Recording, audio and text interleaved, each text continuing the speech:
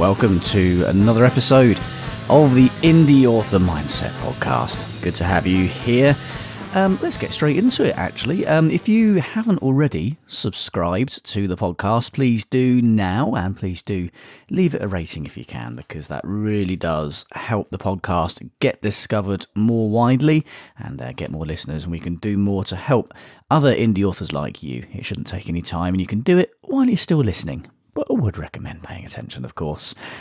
Those of you who are in the Indie Author Mindset Facebook group might have noticed that last week I did 2 live videos, like buses, you see. Don't do them for weeks and months on end and then 2 come along at once. You can still view those in the group, so go and join the Indie Author Mindset group on Facebook. You'll see a live Q&A that I did earlier last week, taking live questions and answering those on the show. And also on Thursday we had a session on discovering Plotter, which is a fantastic piece of software I've been using for some time now, which helps you to plan your books out. It helps you to get to grips with characters and all sorts of background stuff on your novel.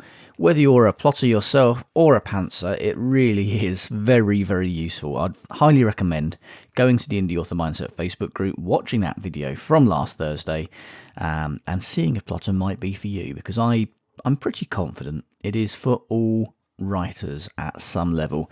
They've offered a free trial as well when you go through the link there in that video, plus an exclusive 20% discount for group members, so well worth going and checking that out. In the news this week, we saw that Amazon KDP has been emailing authors, letting them know that the pricing boundaries have changed in the UK off the back of the VAT reduction that came at the beginning of May. Essentially, sales tax in the UK was dropped on ebooks and digital publications. On the 1st of May, it was a 20% rate, it's now 0.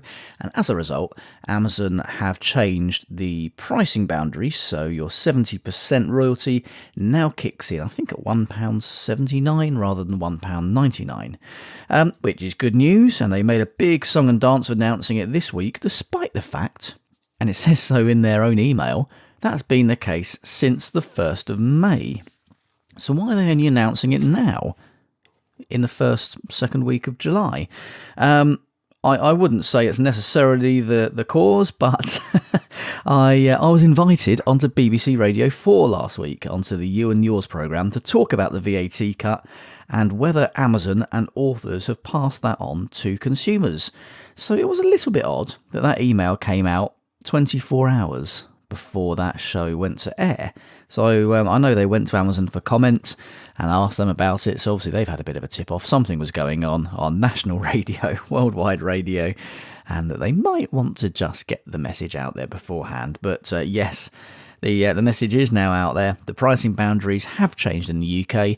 It still doesn't make a whole lot of difference, because you want to be ending your prices in 99p anyway. So unless you're pricing your books over $4.99, $5.99 in the first place, the 20% discount, dropping your price by £1 is going to leave you worse off than it was before anyway. So for most indie authors, it makes no difference. You do get a bit of extra money in your pocket at the end of the month, but as I pointed out on the radio, it's not a case that you're suddenly getting more money than you were. It's just that the tax you were getting hit by on ebooks, which you've never been hit by on paperbacks, is no longer in place.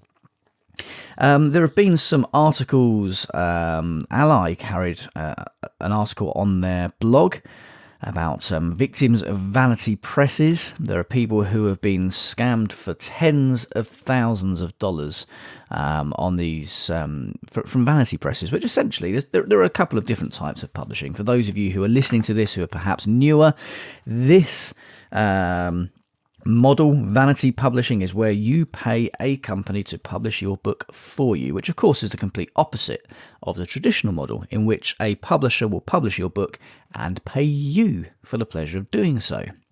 Indie publishing is actually more closely aligned to the traditional publishing model, in which the writer is also the publisher. So they organise the cover design, they make the investment in getting their product as good as it can be before putting it out there. The thing with vanity presses, and I sometimes get some flack for this, but I don't care. It's all for very good reasons. My overall advice is do not pay for publication. If a company says, pay us some money, we'll get your book out there, do not do it. The worst case scenario, and there are lots of companies out there that are, let's say, less than ethical, and you can look at Ally's watchdog desk to see which ones they are, but the worst case scenario is you get scammed. Now, I get emails constantly, every week, most days, from authors who have been through vanity presses and have had a dreadful experience. They're suddenly $5, $10, $20, $50,000 sometimes down, and they've got nothing to show for it. The best case scenario is that you end up not with a vanity press, but with what they call a service provider. So you get a company who will offer to sort out your editing, sort out your cover design, sort out the typesetting. You just pay them one fee, and they're a one-stop shop, and they'll get everything else sorted out for you. From an ethical point of view, fine. From a business point of view, pointless. You can get all of that done yourself with virtually no effort and very little outlay, really, compared to what you'd be paying these service providers. So they will tell you it's hard, they will tell you it's difficult. Of course they will. Their business model relies on that. Neither of those things is true. In order to catch all of the scammers, and of course some ethical companies will fall into this as well by virtue of me having to distill things down very, very simply and put a very simple message out there to protect authors, my message is, do not pay a company to publish your book. That's the very simple message. There is more detail, more nuance to it, and I'm going to record an Indie Author Mindset special on vanity publishing, vanity presses, to give you a little more guidance and a little more detail, but I have yet to come across an instance where paying somebody to publish your book is at all necessary.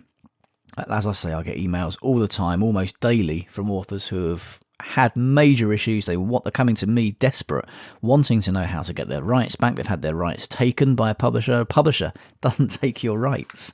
It is given license to publish a book and to distribute a book, but you still own the rights to the book.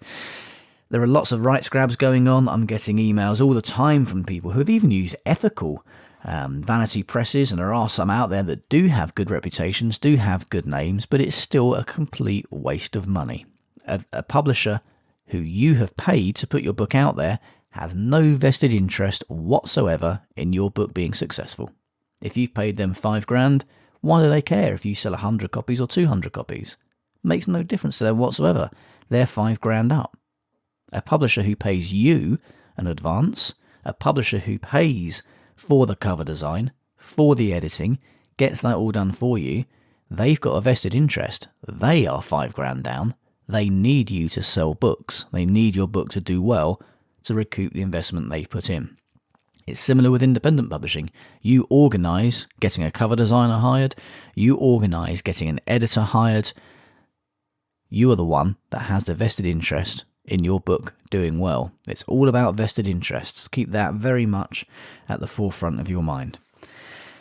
What else happened in the Indie Author Facebook group this week? Gemma Hatt posted a news article which has been floating around. We've spoken a few times on the podcast recently about Bertrams, the UK-based distributor of paperback books, having gone into administration. It seems they're no longer, really. Gardeners have taken over their services, their assets. They've taken over the assets of Bertram Books, Bertram's library services, and Dawson Books. But the trading company is not included. I mean, that's a very handy way for them to get hold of the good bits and not be liable for any of Bertram's debts and liabilities. The Norwich warehouse will reopen. It will be under the Gardeners brand, and the group has stressed it has not purchased a trading company, as I say, and will not be trading the business in Norwich as Bertrams. It will be trading as Gardeners. Apart from the slightly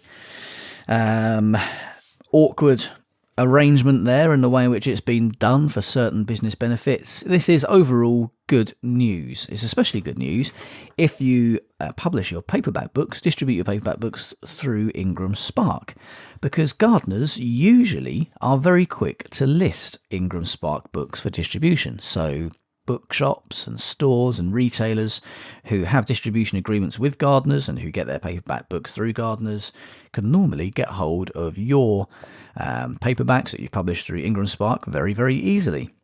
Bertrams, not so much. They weren't quick to list paperbacks. Most of the time they didn't list them at all if they came through IngramSpark or any independent press. And they wouldn't do it unless you paid them extra. So shops who had Bertram's accounts will now have gardeners' accounts, which is good news because if you publish your books through IngramSpark, they are available through gardeners. They are therefore now by default, I think, by proxy available to every bookstore and bookshop in the UK and hopefully more widely too. So make sure you do have your books, your paperbacks available through IngramSpark, not just through KDP Print. And of course, the podcast is sponsored by IngramSpark. So this is the point at which I can read out the message this week. It's the award-winning indie publishing platform that offers authors like you a way to get your paperbacks and hardbacks into over 40,000 bookstores and libraries worldwide. Go to IngramSpark.com for more information on how to do that. There are a few other things that popped up in the group this week. It's well worth heading over to the Indie Author Mindset Facebook group. Actually, we had a post from Rachel Wilkinson in which she had an email from a shop owner who was whinging at her because she had mentioned the name of Amazon in one of her Facebook posts. I'm not going to say any more publicly, but it's well worth heading over there and seeing some of the views that were put out there about this particular shop owner, who I imagine is probably not going to last all that long. Julie Cordner also posted, she said it was publication day for her latest non-fiction book, and she went direct to Apple for the first time using iTunes Connect instead of via an aggregator. She said she's had a very useful email advising her of promotional opportunities, which she didn't get through the aggregator. She said she thought that was worth mentioning and it looks promising because she hasn't done much promotion wide, but she'll now be able to because she's got those direct marketing and promotional avenues available to her there through Apple, through iTunes Connect, which is wonderful. There is a course I have called Sell More Books Wide. As a listener to the podcast, you get 50% off of that course or any of my others. So do listen on to the end, where I'll be letting you know the code for that and how you can get hold of that. Thank you as well to my patrons on the Patreon program, I should say, to 3 new patrons this week. Hello to Jeremy Adam, to Jen Carter, and to Will Brown. If you have enjoyed the podcast, if you get value from the Indie Author Mindset community, please do consider joining the Patreon program. If you join today, you get that personalised thank you on next week's show. You get a free book of your choice, and you get access to strategies and articles that are posted only in Patreon and not anywhere else, tips and strategies which are exclusive for there. Access to Q&A events, priority one-on-one help and coaching from me as well through the Patreon messaging system. If you ever need a hand with anything, then that goes straight through into my priority inbox, and all of that starts from $2 a month, which is $2 that could revolutionise your author career. Your support genuinely really does help keep this podcast going.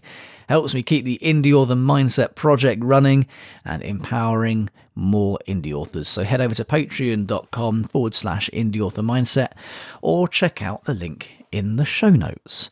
The weather is starting to look very good here in Bedfordshire, so I'm going to head out into my garden. I'm going to get some more work done on my next book, and I'll be keeping an eye on all of the developments in our industry over the next week, ready for the next episode. Have a good week. Take care. I'll see you then. This This episode of the Indie Author Mindset podcast was presented by me, Adam Croft. The Indie Author Mindset podcast is sponsored by IngramSparks, helping you get your book into over 40,000 bookstores and libraries worldwide. Get started today at IngramSparks.com. The theme music for this podcast is by the Caesareans. Don't forget you can claim 50% off any Indie Author Mindset course by entering the promo code podcast at the checkout. Links are in the show notes. For more great tips and guidance, join the Indie Author Mindset group on Facebook.